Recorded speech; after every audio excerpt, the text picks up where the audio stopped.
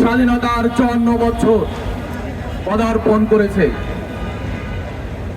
স্বাধীনতা যখন শুরু হয়েছিল, জাতি বর্ণ ভেদাভেদ ভুলে ছাত্র জনতা ঠিক একই 24-এর মতো কাঁধে কাঁধ মিলিয়ে ঐক্যবদ্ধভাবে স্বাধীনতার যে গৌরবটা ছিনিয়ে এনেছিল, সেই গৌরব ছিনিয়ে আনার পরে যে ঐক্যবদ্ধ ছিল, স্বাধীনতার পরে এসে সেই দৃশ্য আমাদের কাছে অন্য রূপ নিয়েছিল।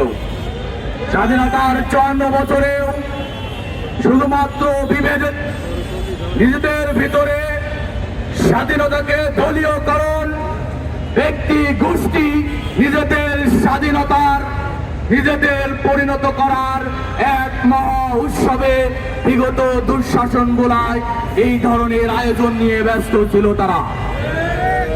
স্বাধীনতার মূল কথা ছিল সাম্য, মানবিক মর্যাদা, সামাজিক ন্যায় বিচার, যার কোনটি স্বাধীনতার 54 বছর গেলেও এ জাতি দেখেনি, বরং দেখেছে সাম্যহীন।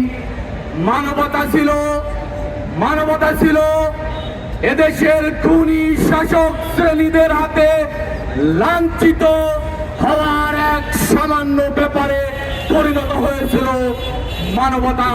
আমরা দেখেছি সামাজিক ন্যায় বিচারের কথা যদি বলি, তাহলে এটা বলতে পারি এ জাতি সামাজিক ন্যায় বিচারের কোনো দৃশ্য এখন পর্যন্ত দেখেনি, বরং সামাজিক অধিকার থেকে, মানবিক অধিকার থেকে, সাম্য এবং ন্যায় এবং ইনসাফ থেকে এ জাতি বঞ্চিত ছিল, এখনো বঞ্চিত আছে, যেটা আমরা দেখে দেখে আজ অবধি পর্যন্ত 54 পদার্পণ করেছি।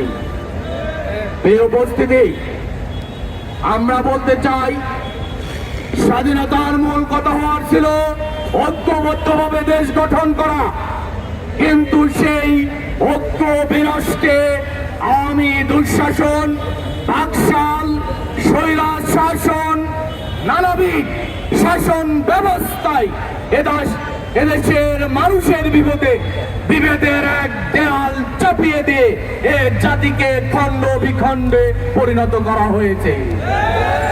এই উপস্থিতি কাজেই 54 বছর পরে এসে আমরা যদি দেখি আমাদের ন্যায় বিচার, আমরা দেখেছি আমাদের এই জাতিকে যেভাবে ব্যবহার করা হচ্ছে, ভারতীয় আগ্রাসন, আধিপত্যবাদ, বিশ্বের বিভিন্ন আগ্রাসন এই জাতিকে নানা দিক থেকে ঘিরে রেখে এ জাতির অগ্রযাত্রায় বারবার থামিয়ে দিয়ে তারা এই জাতিকে পেছনে ফেলেছে।